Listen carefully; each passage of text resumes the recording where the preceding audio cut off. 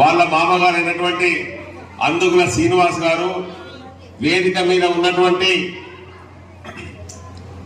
వివిధ ప్రాంతాల నుంచి వచ్చినటువంటి మాస్టర్లందరికీ కూడా నా యొక్క శుభాకాంక్షలు శుభాభినందనలు తెలియజేస్తూ ఉన్నాను. ఈరోజు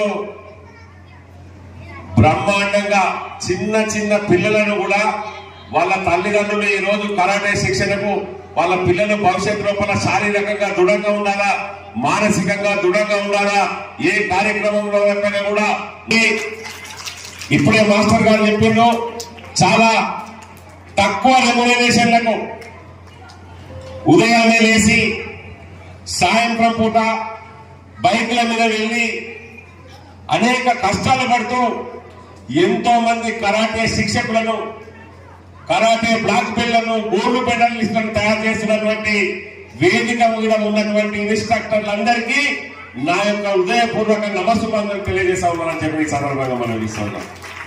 దేశం బాగుండాలంటే ఈ దేశం దృఢంగా ఉండాలి. దృఢంగా ఉండాలంటే ఏం దృఢంగా ఉండాలి? దేశంలోని ప్రజలందరూ ఉక్కు నరాలు, ఇనుప కండలు, మీ పిల్లలకు ఇంకా ఎక్కువ మొత్తం లోపల మరి ఈ యొక్క శిక్షణ లభించాలని నేను ఆశిస్తా ఉన్నాను. ఇప్పుడే మన ఇన్స్ట్రక్టర్ గారు చెప్పారు, చాలా ఇబ్బందులకు గురైతే ఉన్నాము, ఇక్కడ ఒక గ్రౌండ్ ఇస్తే బాగుంటుంది సింగరేణి ఆధ్వర్యం లోపల అని. తప్పకుండా హోమ్ మినిస్టర్ కి దీనికి సంబంధించినటువంటి వినతి పత్రం ఇస్తాము. ఇక్కడ ఈ ప్రాంతం లోపల ఒక కరాటే శిక్షణ గ్రౌండ్ ఏర్పాటు చేసే విధంగా మా వంతు ప్రయత్నం చేస్తామని చెప్పి ఈ సందర్భంగా మనం చేస్తా ఉన్నాం.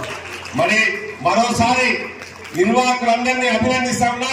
ఇలాంటి పోటీ లోపల మీరు చక్కగా ఉండి దేశ భవిష్యత్తు కోసం పిల్లలను తయారు చేస్తున్నటువంటి మీకు మరోసారి శుభాకాంక్షలు తెలియజేస్తా ఉన్నానని చెప్పి ఈ సందర్భంగా మనం చేస్తా ఉన్నాం.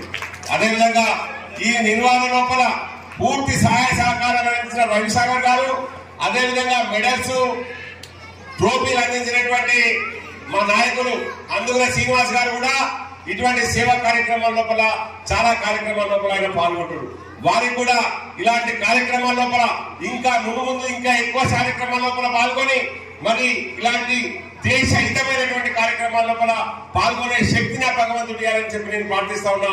మరోసారి మీ అందరికీ శుభాకాంక్షలు, శుభాశిష్యులు.